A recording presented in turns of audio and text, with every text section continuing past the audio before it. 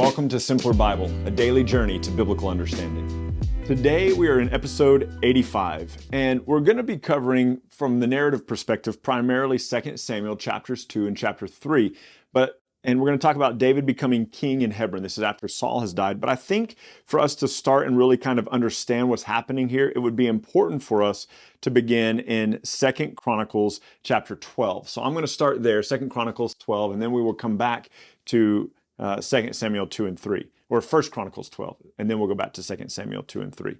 And it says this: Now these are the men who came to David at Ziklag. Remember, Ziklag is the city that we saw in 1 Samuel 30. It was David's home base for a year and 4 months. It was where his wife and all of his kids were, all of his men's wives and kids, where they had been captured. And so Ziklag is that city where he was living amongst the Philistines for a year and 4 months. Now these men came to David at Ziklag while he could move around freely because of Saul. So Saul's still alive at this point. And they were among the mighty men who helped him in war.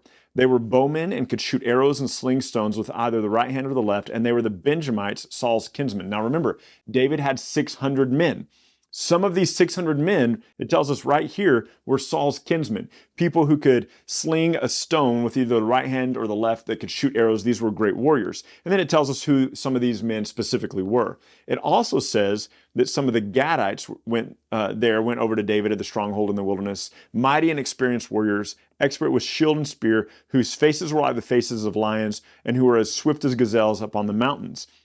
It says these Gadites were officers of the army. The least was a match for 100 men, the greatest for 1,000. That has always blown my mind.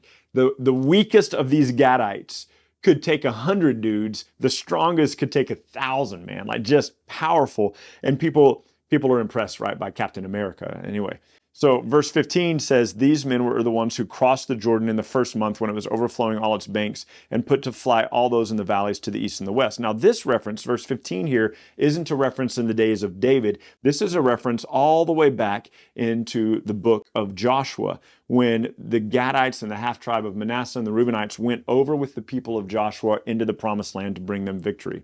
So then it says, some of the men of Benjamin and Judah came to the stronghold of David. This is still Ziklag. David went out to meet them and said, if you have come to me in friendship to help me, my heart will be joined to you. But if you betray me to my adversaries, then there will be no wrong in my hands. May the Lord, the God of our fathers, rebuke you. And the Spirit closed Amasai, the chief of the 30, and he said, we are yours, O David, and we are with you, O son of Jesse.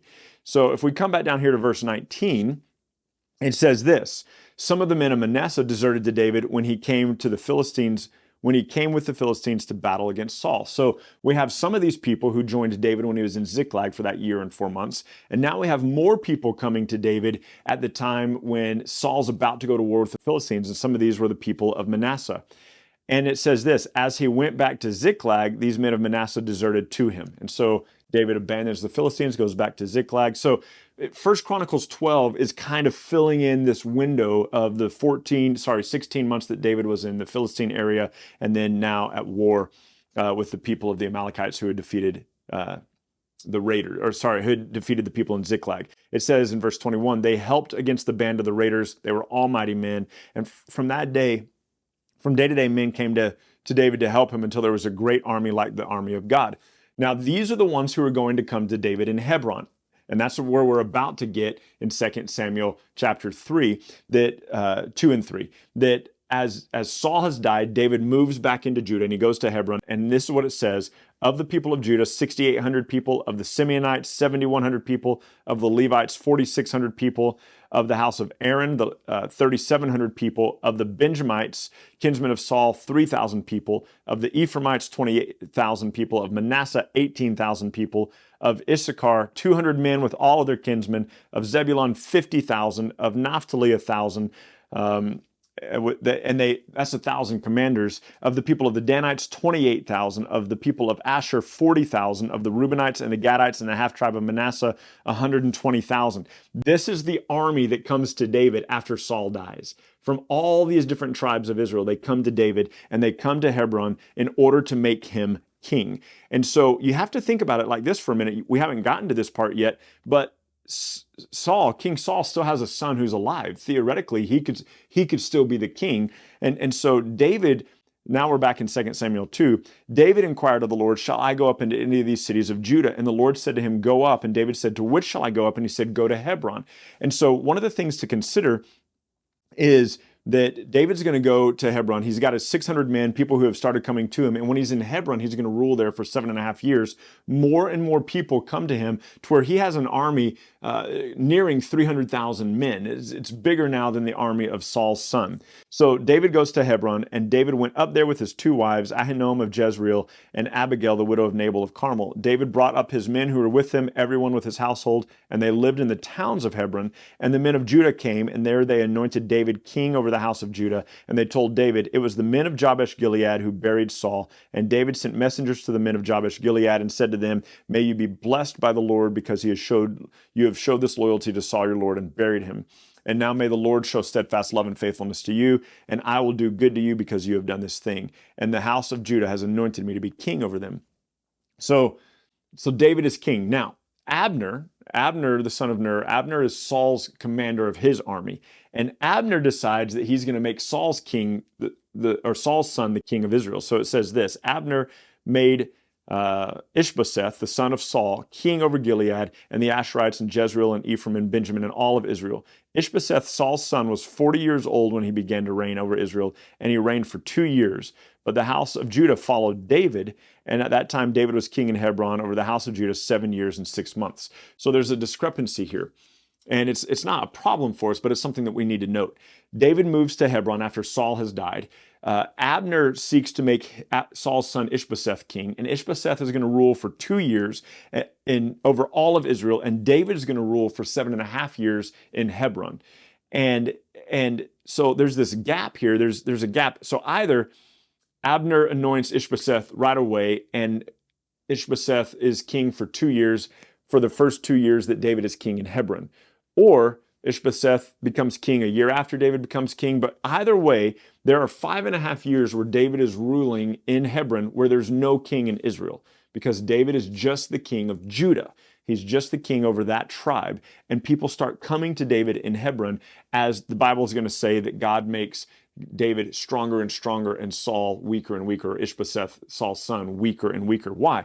Because as we just read in 1 Chronicles 12, the armies are turning away from their faithfulness to Israel, and they're turning to David to make him king in Hebron, and then to make him king over all Judah.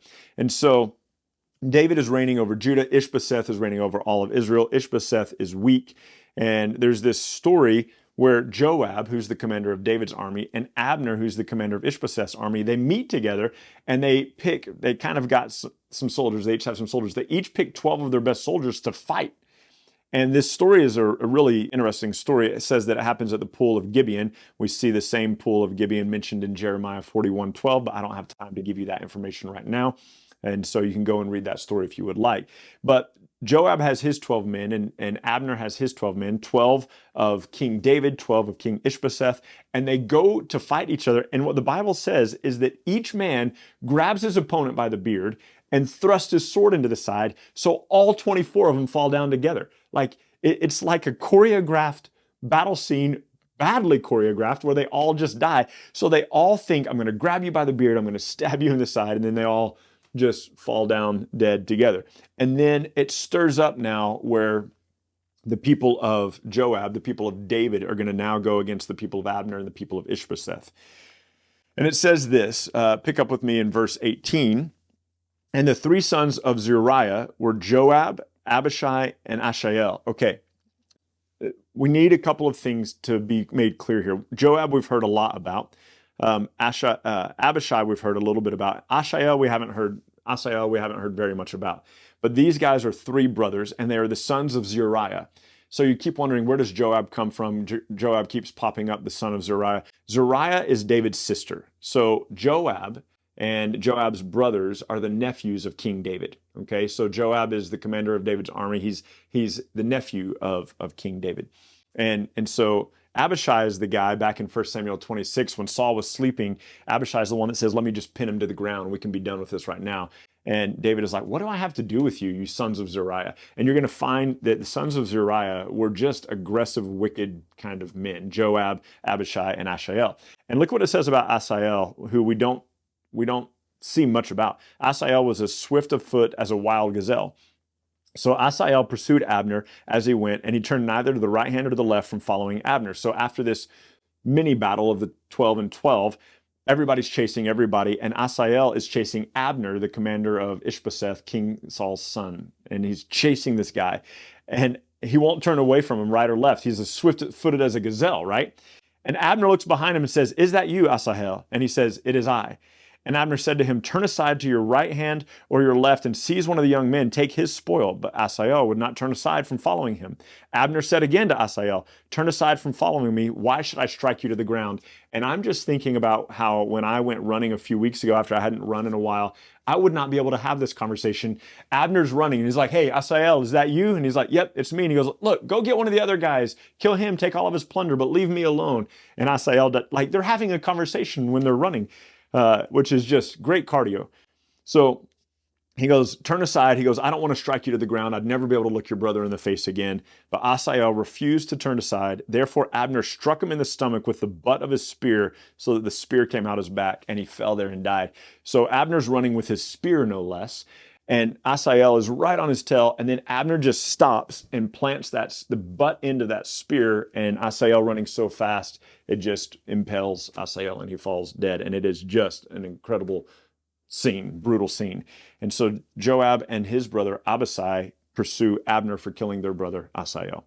And anyway, there's a long battle. 19 people of David's men died. 19 of David's men died, and 360 of Abner's men died. So there's this long war. It can't be too long because Ishbosheth is only king for 2 years. There's this long war between Ishbosheth and David. And the house of Saul, as it says in chapter 3, grows weaker and weaker, and David's house grows stronger and stronger because the people, as we read just a moment ago in 1 Chronicles chapter 12, are deserting to David, and David is now, his army is growing and growing and growing. So Abner is trying to hold on to Saul's kingdom, but Ishbosheth is kind of a weak-willed son. He's not a great king. And so it says this in verse 6 of chapter 3, "While there was war between the house of Saul and the house of David, Abner was making himself stronger and stronger in the house of Saul." So Abner is gaining more prominence in the house of Saul. Now, Saul had a concubine whose name was Rizpah, the daughter of Aiah, and Ishbosheth said to Abner, "Why did you sleep with my father's concubine?" So now Ishbosheth is accusing Abner of this injustice, this indecency.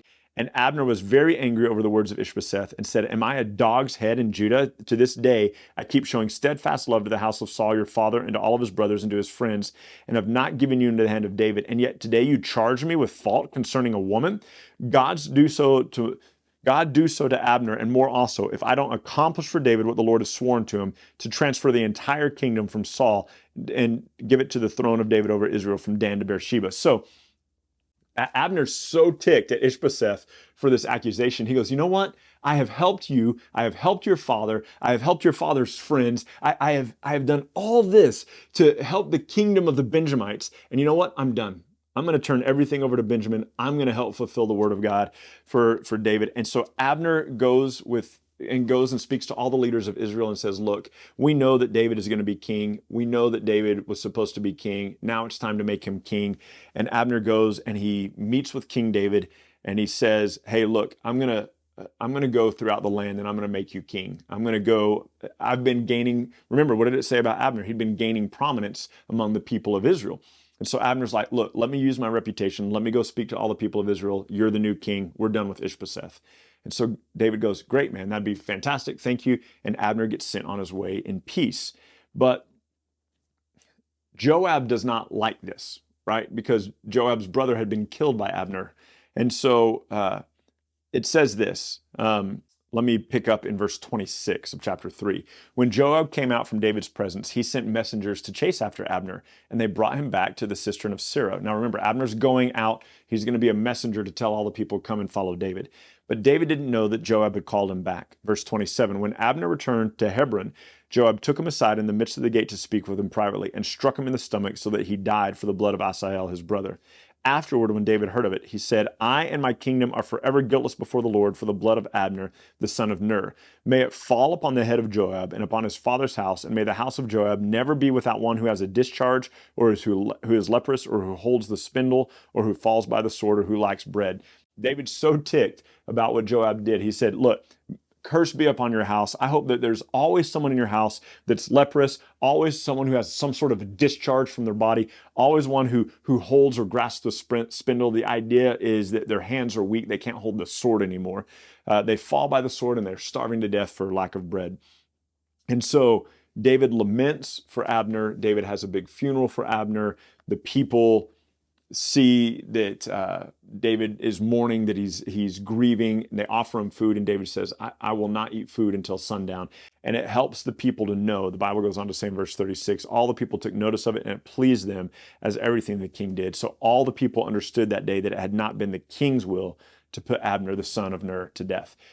Keep in mind, was David trying to put to death Saul? No. Was David trying to put to death Ishbosheth? No. Was David trying to put to death the army of Ishbosheth, or the head of Ishbosheth's army? Was he trying to put to death Abner? No. David knew that God had anointed him to be king, and so David is waiting for God to fulfill that. David is not the one who is putting his hand out against these people, because from his perspective, these are still the Lord's anointed. And so Joab was the one that finished off Abner, because Abner killed Joab's brother. And so all these people now, David's army has grown to nearly 300,000 men. All these people are coming to him in Hebron to make him king. And now they are prepared to make him king over the nation of Israel. And we will talk more about that tomorrow as we pick up again in 2 Samuel 4 and 5. See you then. Thank you so much for journeying with us today at Simpler Bible. Together, you and I have looked at another passage of Scripture and come to know the Bible a little bit better and enjoy God more fully. This video, along with all of our videos, can be found at simplerbible.com, where you can enjoy our Through the Bible in a Year course. You can also enjoy a wealth of resources, blog posts that take you a little bit deeper into the text, a Bible study format that you can use with your small groups or your family, and we're creating new content all the time, all with the commitment to help us be people who know and enjoy God more fully. Thank you so much for being part of it, and we can't wait to see you next time.